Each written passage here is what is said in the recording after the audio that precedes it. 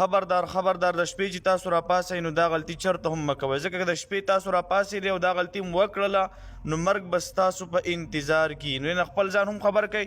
او خپل بچی ته هم خبر کوئ د خپل صحت هم خیال وساتئ د خپل بچو د صحت هم خیال وساتئ دا غلطي چرته هم ونه کوئ کنې مرګ به ستاسو په انتظار بسم الله الرحمن الرحیم السلام علیکم ورحمت الله وبرکاتو امید لرم چې ټول ملګري به ښه وي د ژوند په موضوع کې به وي الله هم خوشحاله ساته الله هم اباد ساته زما عزتمنو په نوي ویډیو کې زه تاسو ته یو ضروري خبره کول غواړم چې د شپې تاسو راپاسئ نو دا غلطي چرته هم مه کوئ ځکه که دا غلطي تاسو وکړله نو مرګ به ستاسو په انتظار کې وي هغه غلطي ده چې بعضې ملګري د شپې راپاسي سترګې وغړېږي نو څه مقصد دپاره څه ځای ته ځي واشروم ته ځي یا بل څه یو کار کوي نو فوراً د بسترې نه راپاسي او ډایرک هلته لاړ شي نو داسې چرته هم مه کوئ ځکه چې کله تاسو راپاسېدئ نو په دغه وخت کې د وینې سپلایي دماغو طرف ته په دغه وخت کې دا ډېره زیاته کمه شي او د زړه دړکن سیوا وي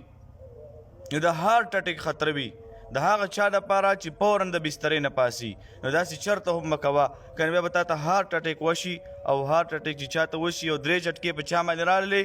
نو په دنیا کې د هغه زندګي بیا مشکله شي د دې وجې نه چې تاسو وایئ چې د مرګ د الله تعالی مونږ بچ کړي د هارټ اټیک نه مونږ بچ کړي کله چې تاسو د شپې راپاسئ سترګې مو وغړېدي نو 2 کارونه کوئ ستاسو دپاره 2 هدایات دي او په دې باندې به تاسو ته ثواب هم میلاویږي ساینسدانانو دا وس بیان کې او جناب محمد رسول الله صلی الله علیه وسلم 1400 کاله مخکې بیان کړي دي نو اولنی کار به دا کوئ چې کله تاسو راپاسېدئ سترګې مو وغړېدې خوب نه راپاسېدئ نو مبالغ باندې به خمسدار سر کېدئ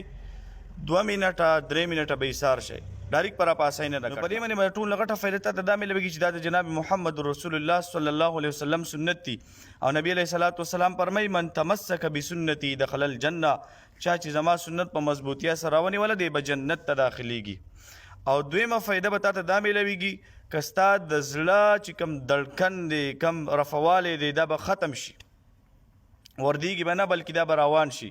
د هارټ اټیک خطره به پکې نه وي او دماغو ته د وینو سپلای چې کومه وینې سپلای چې کومه کمه شوي دا به د کمیدو کومه خدشه ده دا به ختمه شي د دې وجې نه به تا ته هارټ اټیک نه اول کار به دا کوئ چې کله تاسو د شپې راپاسئ د څه مقصد دپاره او د مقصد د پوره کېدو دپاره تاسو ځئ نو اول به په کټ کې سملئ 2 منټه 3 منټه د دې نه وروسته چې کله تاسو 2 منټه او 3 منټه سملاستئ بیا به راپاسئ او خپلې خپې به راځوړندې کوئ د کټ نه راکوزېږئ به نه د کټ نه نو په دغه حالت کې چې کله تاسو خپې ځوړندې کړي وي 4 منټه 15 منټه به کښېنئ د دې نه وروسته به تاسو روان شئ د دې فایده څه ده یو خو دا ده چې د نبي علیه صلات وسلام سنت دي نبي علیه صلات وسلام فرمایي چې کله تاسو راپاسئ نو فوراً د کټ نه مه راپاسئ بلکې لږ وخت دپاره ایسارېږئ او دویمه فایده دا چې د دې وجې نه بس ستا د دماغو ته د وینې د کمیدو کومه خدشه ده کومه خطره ده دا به ختمه شي او چې دا خطره کله ختمه شوله بیا به انشاءالله تا ته هارټ اټیک نه واقع کېږي او دې نه به الله تعالی تاسو بچ کوي د خپل صحت هم خیال وساتئ د خپل بچو د صحت هم خیال وساتئ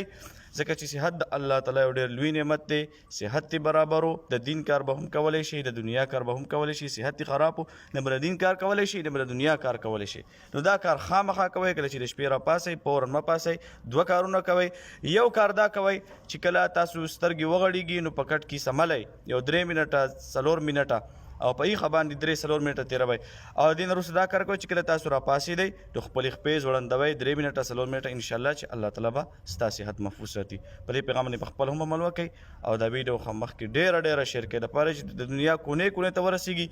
او هر چا ته دا پته ولګېږي چې جناب محمد رسول الله صلی الله علیه وسلم په طریقو کې د دنیا هم کامیابی دي او د آخرت هم کامیابیږي او ستا د وجې نه به انشاءالله د یو انسان زندگی بچ شوله نبی علیه السلام الله تعالی وایي چې څوک د یو مسلمان زندگی بچ کړي دا داسې دی چې د ټول انسانیت زندگی بچ کړله دا د باندې ډېر زیات ثوابونه میلاویږي دا ویډیو ښه ډېره شیر کړئ جزاک